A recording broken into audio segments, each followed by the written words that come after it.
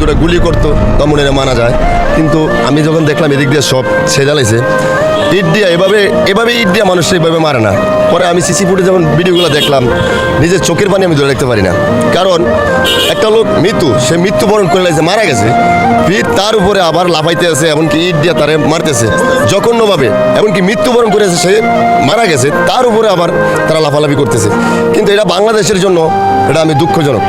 এটা 4 থেকে 5টা লোকে এই জায়গার ভিতরে এতগুলো লোকগুলারে মারলো, হাজার হাজার মানুষ তাকায় দেখতেছে, যাইতেছে, তখন কেউ প্রতি উত্তর করে না।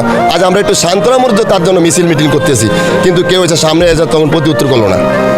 এবং আমার কথাটা হয়তো কেউ অন্যভাবেও নিতে পারেন।